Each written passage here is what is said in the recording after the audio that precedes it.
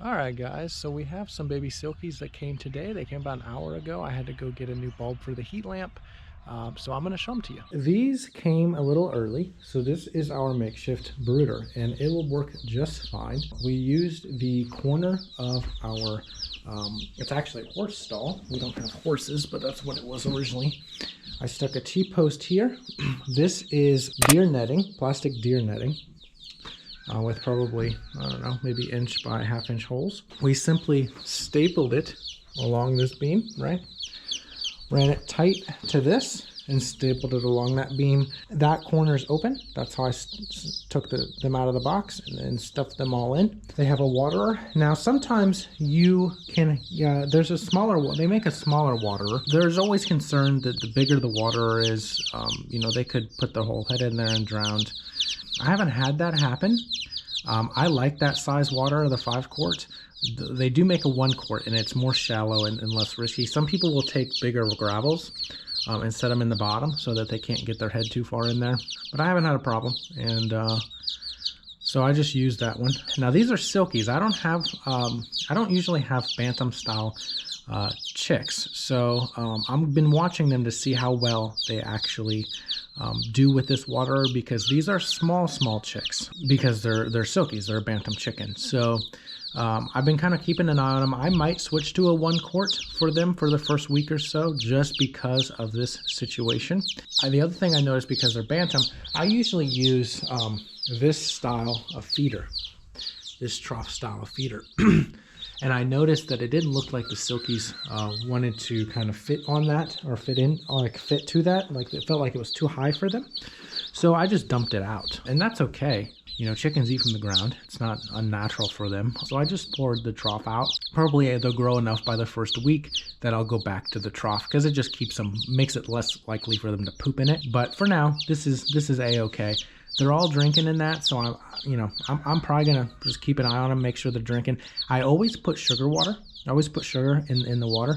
It makes them sweet, makes them want to drink it, gives them a boost of energy from their travels. A lot of people use electrolytes and a lot of other stuff, but I just use like a tablespoon of sugar, and makes the water sweet, makes them want to drink it, gives them that boost of energy.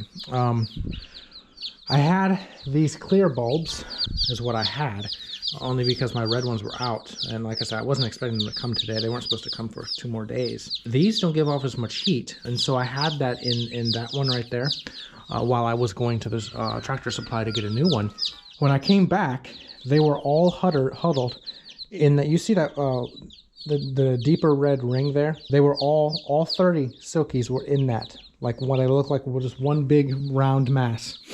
If you ever see your chickens like that, it is a easy sign that they are too cold. And so I lowered this about 3.5, 4 more inches, and I switched it to the red bulbs, when I got back. Just to protect them a little more, I added this second lamp. The second lamp's probably good. That second lamp's got an on-off switch. That's the one I threw on that one.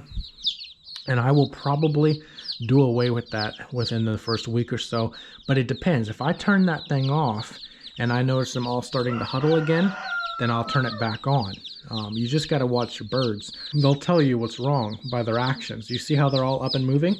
This is perfect. Okay. You've got some directly under the heat. You've got some birds moving out into the cold zone. And I always set up the brooders like this. Now this bit space is probably a little too big, but it's okay. If you actually look over here, I don't know if the camera will show it, this is kind of actually half of the food is a hot zone and half of the food's a cooler zone. You see that? And then this whole side, you see there's no heat over here. I did this on purpose. The chickens will regulate their own temperature. They're not dumb. If they get cold, they know to go under the lamp.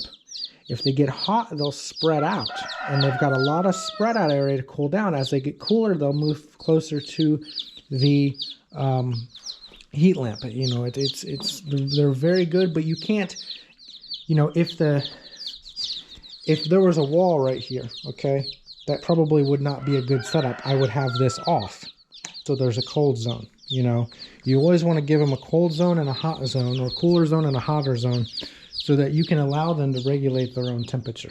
And listen to them. They start chirping really loud, there's probably something wrong with them. They're real cute. Really, really, really cute. And yeah, so like I said, we don't have a whole lot of Silkies. We had some in the past. You know, we won't be breeding these this year probably because it's already you know, mid-March, and we probably just won't get. We may get a couple hatches out of them by the end of the year. I'm not sure. We'll see. I need to do the math on time there. I mean, they're not going to start laying till 6 months. That would be September. Yeah, we're probably not going to get a hatch out of them. But we're basically, these are straight runs, so there should be about 15 hens, 15 males.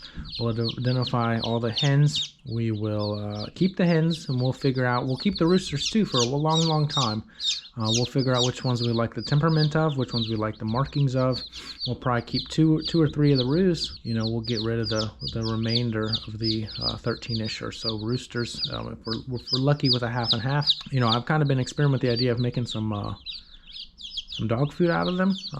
You know, I don't mean to sound nasty or rude about it, but Silkies are such small chickens. You get about a pound of meat. They're not necessarily really worth processing for meat, but people don't really buy a lot of roosters. One way, you know, and I don't want to disrespect them by just discarding them and throwing them in the garbage.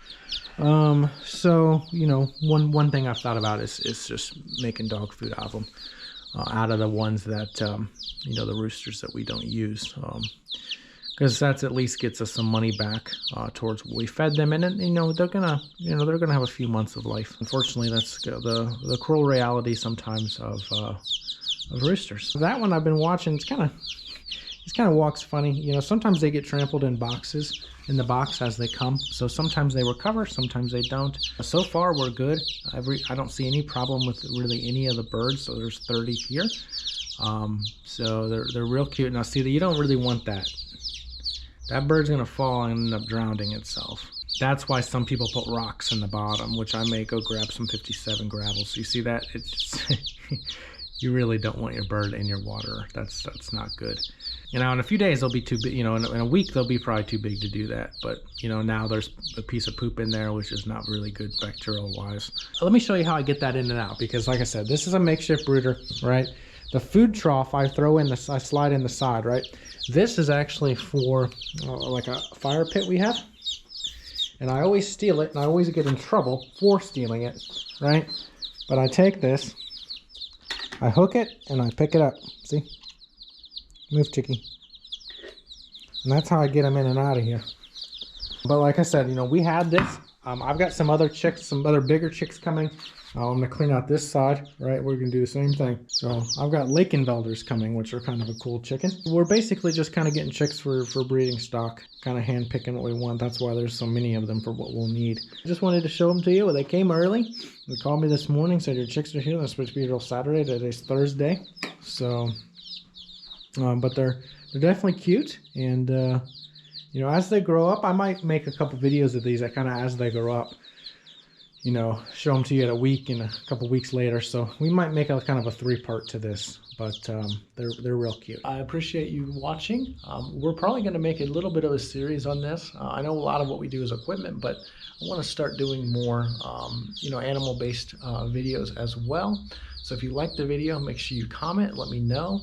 I'm probably going to make a video. This is day 1. I'm probably going to make a video maybe at a week and maybe at 2 weeks and a month, just kind of as they kind of get bigger in age. Thank you for watching. Make sure you subscribe, and we'll continue bringing more videos of things within the homestead. Thanks.